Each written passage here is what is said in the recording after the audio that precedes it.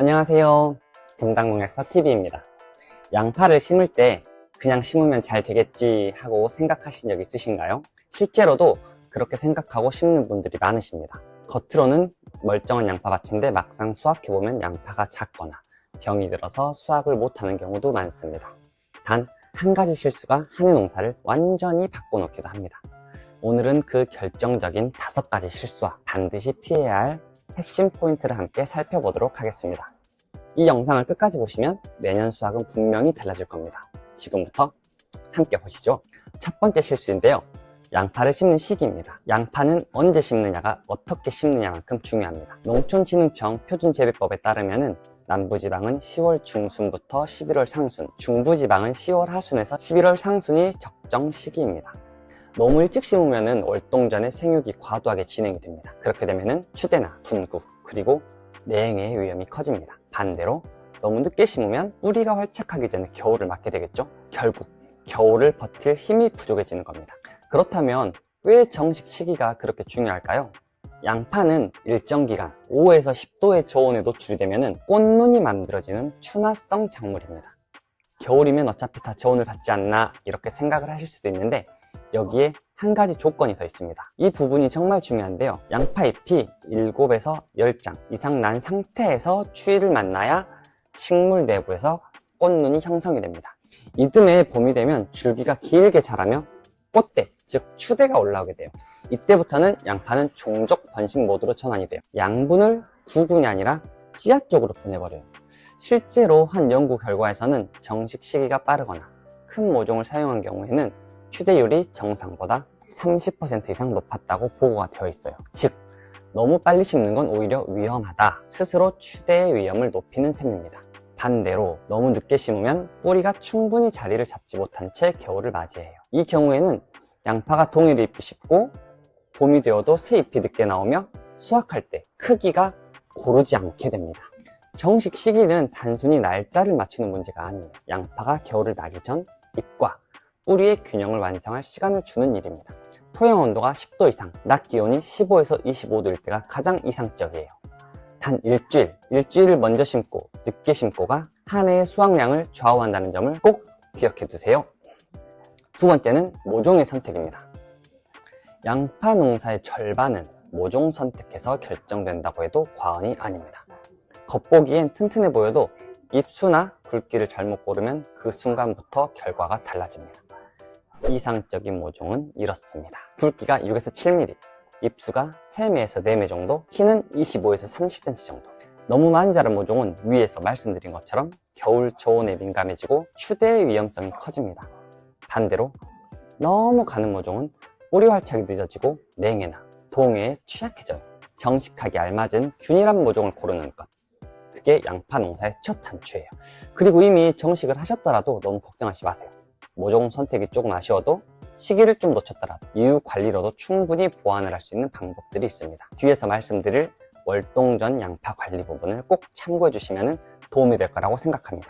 세 번째 실수는 이제 토양살충제 살균제를 생략하는 경우인데요. 작년에는 괜찮았는데 올해도 그냥 심자 이렇게 생각하고 정식 전에 토양 방제를 생략하는 경우가 많아요.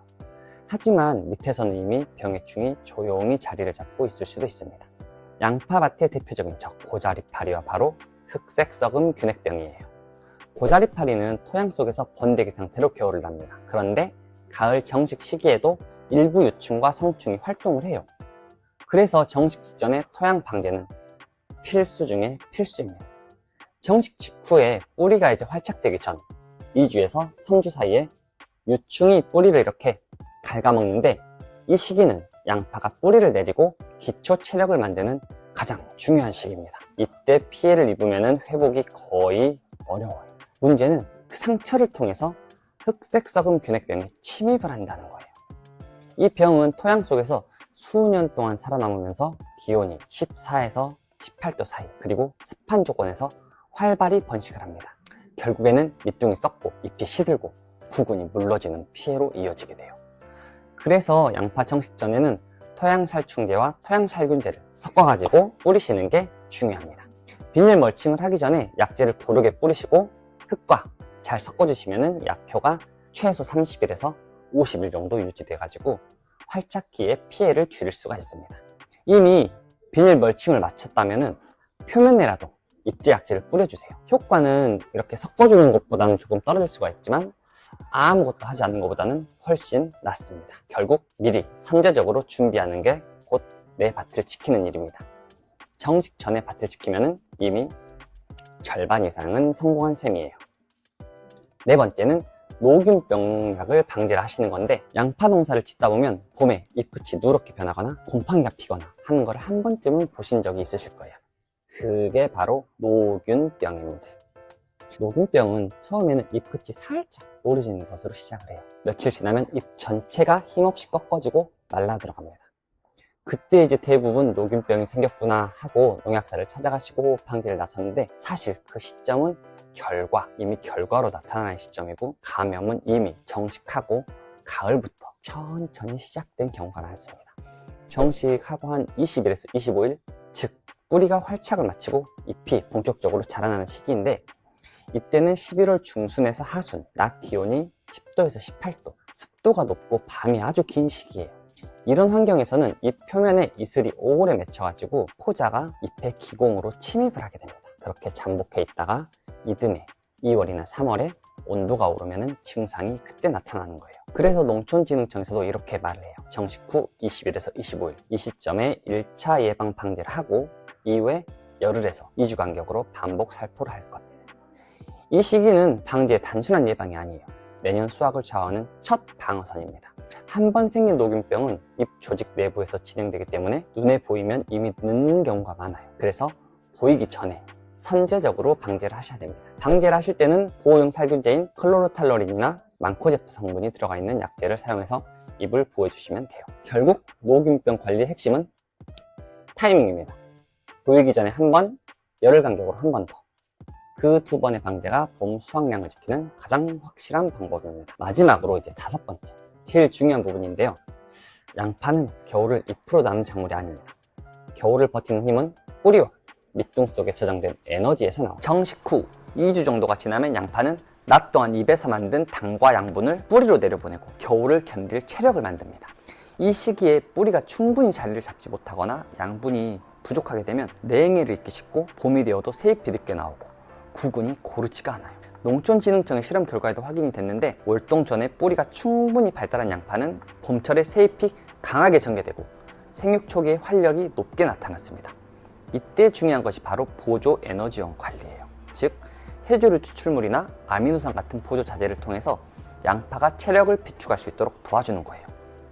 물론 토양이 아주 비옥하고 기후가 안정된 해에는 별다른 자재 없이도 잘 자랄 수도 있습니다. 하지만 같은 조건이라면 해조류 추출물이나 아미노산 제제를 사용한 밭이 월동 생존율이 훨씬 높고 봄철 새잎이 훨씬 빠르고 튼튼하게 올라온다는 건 이미 여러 실험과 현장에서 명확히 확인된 사실이에요. 즉 안 써도 된다가 아니라 썼다면 더 좋았을 것이다. 저희가 현장에서 확인한 결과도 같아요. 이런 자재를 사용한 밭은 겨울에 확실히 더 잘 버텼고 봄에 잎이 더 굵고 선명하게 자라났습니다. 뿌리가 건강한 만큼 수확할 때 작황도 훨씬 균일했어요. 이거는 비료를 더 준다는 그런 개념보다는 양파가 스스로 버틸 힘을 만들어주는 과정이에요. 쉽게 말해서 양파에게 체력을 미리미리 채워주는 일입니다. 그렇다면 이 해조류 추출물과 아미노산이 도대체 뭐길래 이렇게 효과가 있고 강조를 해서 말을 하는 걸까요? 먼저 해조류 추출물은 바닷속 해조류에서 얻은 천연식물로, 쉽게 말하면 식물용 천연 보약이에요. 해조류는 염분이 많고 파도가 센 극한의 환경에서 살아남아요. 그 강한 생명력을 만들어주는 성분을 식물에 그대로 적용한 게 바로 해조류 추출물입니다. 이거를 쓰면은 양파의 뿌리가 더 단단하고 추위나 건조에도 버틸 힘이 생깁니다. 특히 일교차가 큰 초겨울에는 잎이 얼거나 마르는 걸 막아주는 효과가 확실해요. 다음은 아미노산 제제입니다. 식물이 바로 흡수할 수 있는 영양 성분을 모아둔 제품인데, 양파가 스스로 양분을 만들기엔 시간이 걸리지만 아미노산 제제는 이미 만들어진 형태라 바로 에너지로 사용할 수 있어요. 우리가 몸이 안 좋을 때 수액을 맞으면 바로 회복이 되고 기운을 차리는 그런 원리와 비슷합니다. 쉽게 말하면 해조류 추출물이 보호막, 아미노산 제제는 수액과 같은 영양제 같은 겁니다. 이 두 가지를 함께 섞어서 뿌려주시면 뿌리가 빨리 자라고 잎도 고르게 자라납니다. 결국 겨울을 더 안정적으로 버티고 봄이 되면 새잎이 힘있게 올라옵니다. 특히 약하거나 좀 가는 모종을 심은 밭이라면 정식 후 2주차부터는 7일에서 열흘 간격으로 2번 내지 3번 이상은 이 과정을 꾸준히 해주시는 게 좋아요. 이렇게 관리해주면 뿌리가 굵어지고 잎이 더 튼튼해지고 봄철 구근의 크기도 훨씬 균일해집니다. 결국 수확할 때 보면 내년 봄에는 올해와 확실히 다른 결과로 양파가 보답할 것이라고 확신합니다. 이런 자재들은 인터넷에서 쉽게 접하고 광고로도 쉽게 접하고 우리가 구매를 할 수 있는데, 그 중에서도 우리가 고르실 때 효과와 성분들이 보증된 제품을 구매하셔야 됩니다. 싸다고 좋은 게 아니고 비싸다고 좋은 것도 아니고 확실히 효과가 검증된 제품을 선택하셔서 구매를 하셔서 사용을 하시는 게 좋습니다. 지금까지 양파 재배에서 자주 하는 5가지 실수, 그리고 그걸 피하는 방법에 대해서 함께 살펴봤는데요. 농사는 결국 작은 습관의 차이가 한 해 농사를 완전히 바꿔놓습니다. 올해는 준비부터 한 걸음 더 꼼꼼하게 양파가 스스로 버틸 수 있는 힘을 만들어주세요. 그러면 내년 밭에서는 분명히 지난해와 다른 풍경을 보시게 될 겁니다. 오늘 영상은 여기까지고요. 영상이 도움이 되셨다면 구독 버튼 꼭 눌러주시고, 지금까지 금당농약사 TV였습니다. 여러분의 풍년 농사를 응원하겠습니다. 시청해주셔서 감사합니다.